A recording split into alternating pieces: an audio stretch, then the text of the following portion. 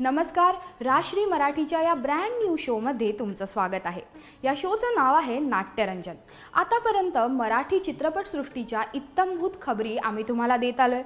नाट्यरंजन या शोच्या निमित्ताने नाट्यविश्वातल्या या अशाच घडामोडी आम्ही तुमच्यापर्यंत पोहोचवणार आहोत।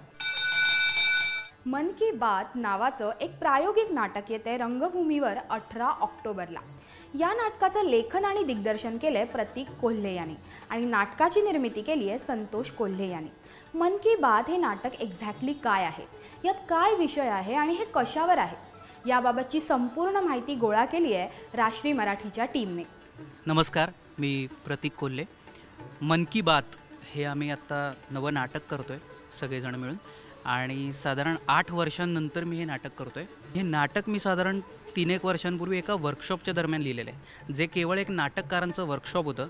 त्यामध्ये मी ते नाटक लिहिलं। मध्ये ते नाटक करायची एकदा संधी आली, पण अनेकदा ते वेगवेगळ्या कारणांनी राहून गेलं। कधी मी दिलेल्या दिग्दर्शकांना ते थोडं वादग्रस्त वाटत होतं, कधी आणखी काही कारणं होती आणि मुळातच नाटक खूप डिमांडिंग आहे। या नाटकाच्या बऱ्याच गरजा आहेत। यातल्या कलाकारांनी देण्याच्या वेळापासून अनेक तांत्रिक मुद्देसुद्धा हे नाटक डिमांड करतं। माझ्यासोबत जी माझी अख्खी टीम आहे, तर हे सगळेसुद्धा अक्षय आहे, पूर्णानंद आहे, केतकी आहे, जयेश आहे, संतोष सरांनी नाटकाची निर्मिती केलेली आहे, सिद्धेश ने कोरिओग्राफी केलेली आहे, आनंद आहे, नम्रता, सायली आणि भूमी।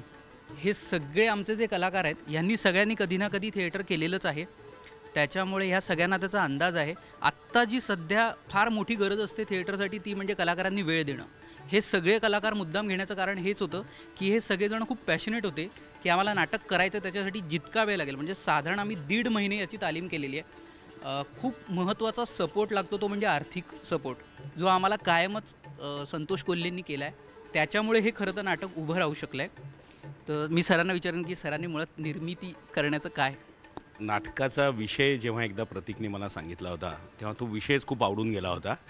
त्याच्यानंतर बराच काळ उलटून गेला आणि मग केव्हा तरी त्या नाटकाचं वाचन झालं। नाटकाचं वाचन झाल्यानंतर पुढच्या क्षणी आम्ही असं ठरवलं की हे नाटक प्रायोगिक रंगभूमीवर आलं पाहिजे आणि प्रेक्षकांपर्यंत पोहोचलं पाहिजे, कारण या नाटकाचा विषय हा अतिशय वेगळ्या पद्धतीने प्रतीकने हाताळलेला आहे। तसं पाहायला गेलं तर पती पत्नी संबंध आणि संशय हा जो कथासूत्राचा भाग या नाटकाचा आहे, हे एक असं कथासूत्र याच्या आधी अनेक लेखकांनी हाताळून झालेलं आहे, परंतु प्रतीकनी या कथासूत्राची मांडणी खूप वेगळ्या पद्धतीने केलेली आहे।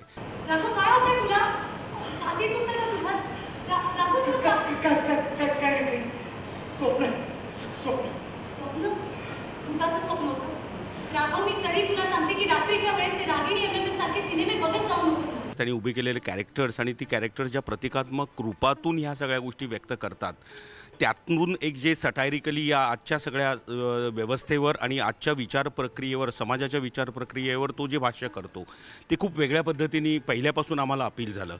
मी फक्त नाटकाचं सूत्र सांगतो आणि मग प्रत्येकजण आपापल्या पात्राविषयी सांगेल। ह्या नाटकाचं जे मूळ सूत्र आहे ते रामायणातल्या एका घटनेवर आधारित आहे की पुन्हा एकदा लॉन्ड्रीवाला आला आहे आणि पुन्हा एकदा राघव, म्हणजे जो या नाटकातला प्रमुख भूमिका करणारा पात्र आहे, त्याच्या मनात संशय निर्माण झाला बायकोविषयी।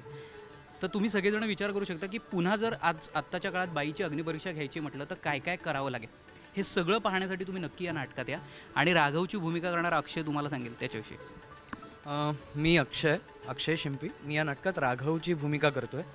हा राघव आत्ताच आहे, 2015चा 16चा आहे। त्याचे योगा क्लासेस आहे आणि तो एक अत्यंत संशयी आणि अत्यंत ऑर्थोडॉक्स असा नवरा आहे, असा एक माणूस आहे।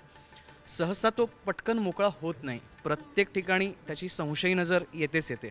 हे नाटक का बघावं, तर हे नाटक या संबंधांवरचा एक्सरे आहे, म्हणून हे नाटक बघावं असं मला अगदीच थोडक्यात सांगावंसं वाटतं।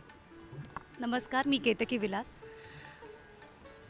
एक कुठलंही नाटक करत असताना स्वतःला ते किती भावलं या गोष्टीचा मी आधी विचार करते आणि ज्यावेळेस हे नाटक वाचलं त्यावेळेस जानकी हे कॅरेक्टर मी प्ले करते। हे कॅरेक्टर करताना त्या अनुषंगाने जेव्हा विचार करण्यात आला त्यावेळेस सीतेचा विचार करताना तेव्हा तीही मला आजच्या काळातली वाटली।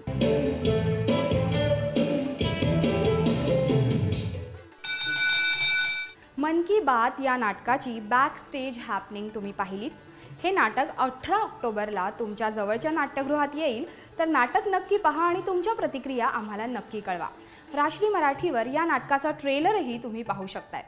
तर हा होता आजचा नाट्यरंजनचा एपिसोड. वेळ झाली आहे थांबण्याची. पुन्हा भेटूया एका नवीन एपिसोडसोबत राश्री मराठीवर.